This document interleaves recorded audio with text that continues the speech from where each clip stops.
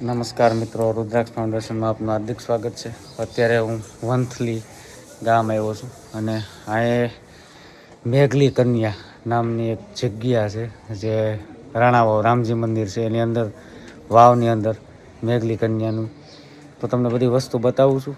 તો વ્લોગમાં બન્યા રહીજો. અંદર રામજી મંદિર છે, હનુમાનજીનું મંદિર છે, ખૂબ જ સુંદર મજાનું રાણાવાવ વંથલીથી થોડેક જ નજીકમાં આ મંદિર આવેલું છે. તો વ્લોગમાં બન્યા રહેજો, બતાવું. અત્યારે આપણે ભાણાવ રામજી મંદિરે પહોંચી ગયા છીએ અને તમે જોઈ શકો છો 2014માં અહીંયા નરેન્દ્ર મોદી સાહેબ પણ આવ્યા હતા અને તમે અહીંનો આ ફોટો જોઈ શકો છો. એની પહેલા 1990માં પણ નરેન્દ્ર મોદી સાહેબ અહીંયા આવ્યા હતા અને આ એનો ઇતિહાસ છે. આપણે ઇતિહાસ જાણીશું. અહીં બાજુમાં એક સુંદર મજાનું રામજી મંદિર આવ્યું છે. તમે સામાન્ય રીતે રામજી મંદિર જોયા હોય તો એમાં રામ, લક્ષ્મણ અને જાનકી હોય છે, પરંતુ આ એક સુંદર મજાનું મંદિર કે જેમાં રામ, લક્ષ્મણ અને ભરત પણ બિરાજમાન છે. તમને આવું ક્યાંક ભાગ્યે જોવા મળે કે જ્યાં રામ, લક્ષ્મણ અને ભરત બિરાજમાન હોય, જે આપણું એક આ વંથલી જુનાગઢથી ખૂબ જ નજીક છે ત્યાં જોવા મળે છે. ખૂબ જ સુંદર મજાનું રામજી મંદિર છે. આપણે હવે લોકો વાવમાં પહોંચી ગયા છીએ. સુંદર મજાની વાવ. કહેવાય છે કે આ પૌરાણિક કલાની જગમદિશી ઋષિનો આશ્રમ હતો, પરંતુ વાવ સાથે જોડાયેલી લોકવાયકા સૌથી વધુ પ્રચલિત હતી. ભાણા એટલે વાસણ અને લોકમુખે ચર્ચાય છે કે વર્ષો પહેલાં જ્યારે ગામના લોકોને પ્રસંગ હોય ત્યારે અહીંયા સીઠી મૂકી જતા, તો બીજા દિવસે આવીને જતા ત્યારે વાસણની જે જરૂર હતી તે અહીંથી મળી જતા.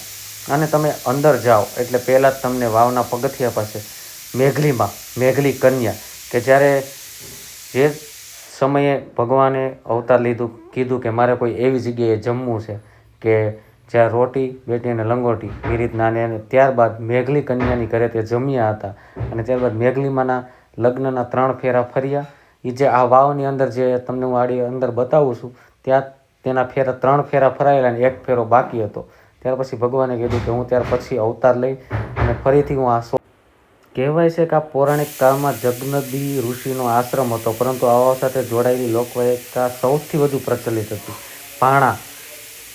ભાણા એટલે કે વાસણ. લોકમુખે ચર્ચાય છે કે વર્ષો પહેલાં જ્યારે ગામમાં કોઈ ઘરે પ્રસંગ હોય અને ત્યારે ગામના લોકો અહીંયા વાવના કાંઠે ચિઠ્ઠી મૂકી જતા અને આ ચિઠ્ઠી લખવાથી કેટલાક વાસણોની જરૂર હોય તે બીજા દિવસે આવીને અહીંયા વાવ જરૂરિયાત મુજબ સોનાના વાસણો ત્યાં હાજર હતા. અહીંયા અંદર તમે અંબામાના પણ દર્શન કરી શકો છો. તે પહેલાં ઉપર મૂર્તિ હતી, હવે નીચે લઈ લીધી છે. ત્યારે બીજા દિવસે જરૂર હોય ત્યારે જરૂરિયાત વાસણ પૂરા કરતા, ત્યાર પછી વાસણની પ્રવૃત્તિ સાથે પાછા મૂકી જતા. પરંતુ માનવીના લોભે આ ચમત્કારનો અંત આણ્યો. કહેવાય છે કોઈ વ્યક્તિએ લાલચમાં આવી વાસણોમાંથી સોનું કાઢી લીધું અને બીજા દિવસે જ્યારે મૂકવા આવ્યા ત્યારે વિશ્વાસઘાત કર્યો, ત્યારે વાવમાં વાસણ મળતા બંધ થઈ ગયા. અંદર ચામુંડમાના પણ દર્શન કરી શકો છો. આજે પણ આ વાવના પગથિયા તેની ભવ્ય કોતરણી, તે સમયની ગૌરવશાળી ઇતિહાસની સાક્ષી પૂરે છે. સુંદર મજાની અંદર કૃષ્ણ ભગવાનની પણ મૂર્તિ છે. આ જ વાવ કે જ્યાં મેં તમને કીધું હતું મેઘલીમાના 4થો ફેરો બાકી છે, ત્યાં અહીંયા ફરવાનો છે. અને ત્યારબાદ આ વાવ અત્યારે બંધ કરી દીધું છે. ત્યાં લોકો ચિઠ્ઠી મૂકતા અને ત્યારબાદ લોકોને જે સોનાના વાસણની જરૂર હતી તે પૂરી થતી. અંદર તમે કૃષ્ણ ભગવાનના દર્શન કરી શકો છો, ગુરુ દત્તાત્રેયના પણ દર્શન અંદર કરી શકો છો. સુંદર મજાની આ વાવ.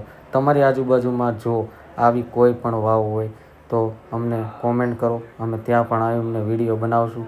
આ સુંદર મજાની વાવ તમને કેવી લાગી તમે કોમેન્ટ કરીને બતાવજો. તમારી આજુબાજુમાં જો કોઈ આવી વાવ હોય તો અમે કોમેન્ટ કરજો. સુંદર મજાની આ વાવ છે. ખૂબ જ જૂનો ઇતિહાસ, પૌરાણિક કાળનો આ ઇતિહાસ. અને આવા જ વિડીયો જોવા માટે અમારી યુટ્યુબ ચેનલ રુદ્રાક્ષ ફાઉન્ડેશન વ્લોગ્સને ફોલો કરો. અંદર તમે કૃષ્ણ ભગવાનની સુંદર મૂર્તિ, મેઘલીમાના પણ હું તમને ફરીથી દર્શન કરાવું છું. ખૂબ જ સુંદર મજાની આ વાવ છે. તો તમે પણ વંથલી આવો, જુનાગઢથી ખૂબ જ નજીક છે, તો અહીંયા દર્શન કરો. મળીએ નવા વિડીયોમાં. ત્યાં સુધી જય શ્રી કૃષ્ણ, જય માતાજી.